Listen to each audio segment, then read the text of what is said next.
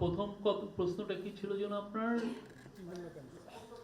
ঝুঁকিপূর্ণ কেন্দ্রের কতগুলো সংখ্যা সেটা ইলেকশন কমিশন আপনাদেরকে জানাবেন, কারণ ওনারা এই পুরো অ্যাসেসমেন্টটা করেন। আর হচ্ছে মানি রিকভারির ক্ষেত্রে আমি বলবো যে এটা আমরা প্রথম থেকে কিন্তু একটা কথা বারবার বলছি যে এটা একটা খুবই সময়সাধ্য বিষয়, অনেক বছর লেগে যায়, মিনিমাম কিছু কিছু ক্ষেত্রে মিনিমাম টাইম লেগেছে 5 বছর। এই টাকাটা আমাদের যে কাজগুলো আমরা যেটা খুব দ্রুত করতে পেরেছি, টাকাগুলোকে লোকেট করা গেছে, কোথায় টাকাটা গিয়েছে, কোন কোন অফশোর অ্যাকাউন্টে গিয়েছে, কোন কোন দেশে গিয়েছে, তাদের সাথে আমরা খুব নিবিড়ভাবে কথাবার্তা বলেছি, তারা আমাদেরকে হেল্প করেছেন। অনেক ক্ষেত্রে আমাদের তরফ থেকে আমাদের অফিসিয়ালরা গিয়েছে এই প্রত্যেকটা যে সমস্ত প্রপার্টি এই চুরি করা টাকায় কিনা হয়েছে প্রত্যেকটার প্রপার্টি, বেশিরভাগ প্রপার্টি ছবি নিয়ে আসা হয়েছে, এগুলোকে মার্ক করা হয়েছে, এবং যে সমস্ত দেশে এই টাকাগুলো গেছে তাদের যারা এইগুলো নিয়ে যারা কাজ করে তাদের সাথে একটা নিবিড় সম্পর্ক স্থাপন করা গেছে। আর টাকাগুলো আনার ক্ষেত্রে অনেকগুলো লিগ্যাল প্রসেস আছে। এই লিগ্যাল প্রসেসের জন্য যেটা করতে হয় সেটা হচ্ছে যে আপনার লিগ্যাল বড় বড় ল ফার্মকে আপনার নিয়োজিত করতে হয়, তারা আপনার হয়ে এই কাজটা করে দেন।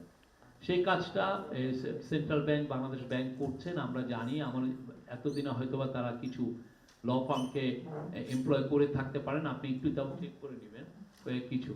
32 ইঞ্চি জেভিকো টিভি এখন মাত্র 15,000 টাকায়, সাথে পাচ্ছেন 3 বছরের প্যানেল ওয়ারেন্টি।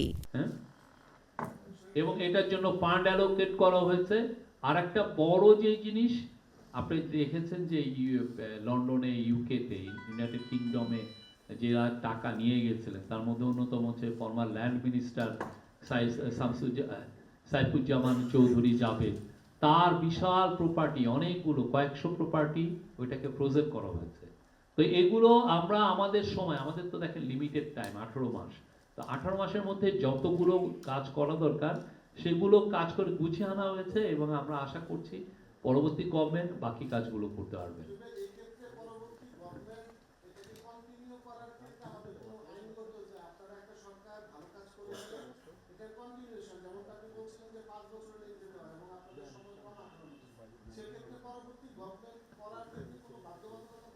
অবশ্যই এটা তো একটা গভর্নমেন্টের তো কাজ, আমাদের এই গভর্নমেন্ট যে কাজটা করবে সেটা তো পরের গভর্নমেন্ট এসে ফলো আপ করবে।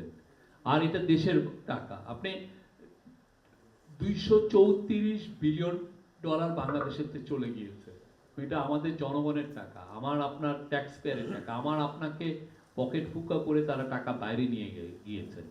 তো এই টাকাটা আনা তো এটা আমাদের ইমানি দায়িত্ব, এটা টাকাটা এটা আমাদের যে গভর্নমেন্টই আসুক এই টাকাটা নিয়ে আসতে হবে, এটা আমাদের জন্য খুবই ইম্পর্টেন্ট। এনে যেটা যেভাবে ওই গভর্নমেন্ট ইউজ করতে চান, বাট এটা আনতেই হবে। শফিক ভাই, আমি মোস্তফা মল্লিক বলছিলাম।